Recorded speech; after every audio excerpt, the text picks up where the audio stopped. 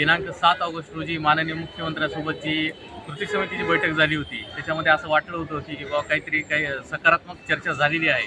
परंतु त्याच्यानंतर 20 तारखेची बैठक दिली माननीय मुख्यमंत्र्यांनी आणि 20 तारखेपर्यंत जो आहे तो अंतिम निर्णय घेणार असे आश्वासन बैठकीत दिले.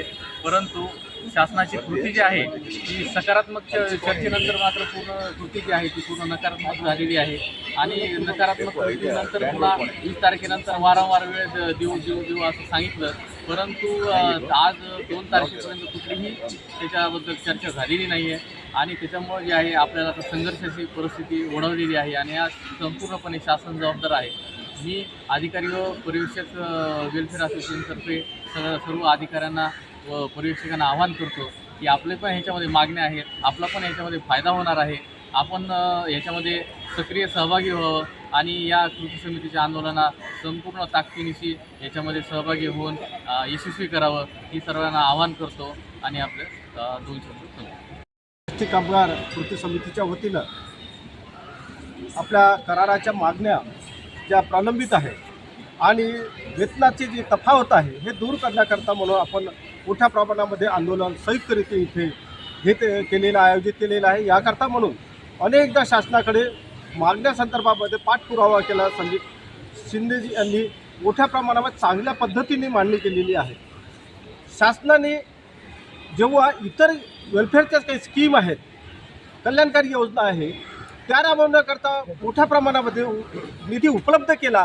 परंतु ज्या कर्मचाऱ्यांनी कष्ट केले, मेहनत केली, परिवाराकरता म्हणून तो काम करत असतो त्याला मात्र त्याच्या कष्टाचा मोबदला शासन देऊ इच्छित नाही आणि टाळाटाळ करतात. या मुद्द्याच्या अनुषंगाने आम्ही आंदोलन उभारलेलं आहे. जर याची पूर्तता आज झाली नाही तर उद्या 3 तारखेपासून मात्र मोठ्या प्रमाणामध्ये तीव्र असं आंदोलन आम्ही करणार आहोत. धन्यवाद. दादाराव डोंगरे, महाराष्ट्र एसटी कामगार काँग्रेस.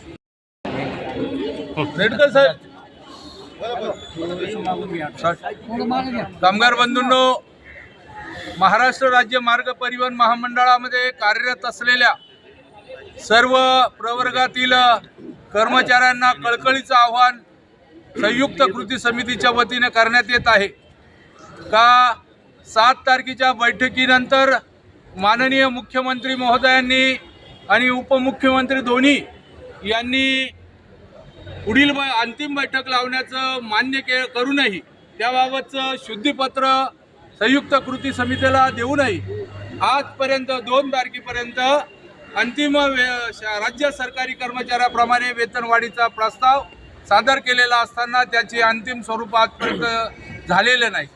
ही अत्यंत शोककूळ बातमी आहे. खरं तर महाराष्ट्र शासनामार्फत अनेक योजना, अनेक वेगवेगळ्या आर्थिक योजना जवळजवळ डिक्लेअर झालेल्या आहेत. लाल परीमध्ये जवळजवळ दररोज 65,000 कर्मचारीची वाहतूक केली जाते. 65 लाख प्रवाशांची वाहतूक केली जाते.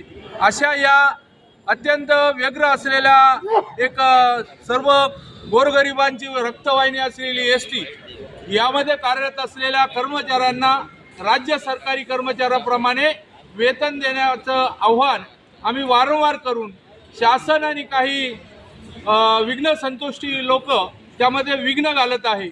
आमचा या माध्यमातून गर्भतीचा इशारा आहे.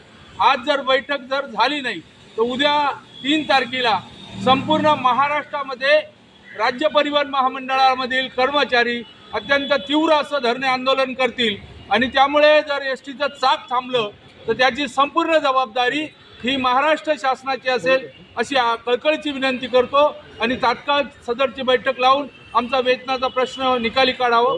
सुभाष जाधव, राज्य संघटक सचिव, महाराष्ट्र एस टी कामगार सेना.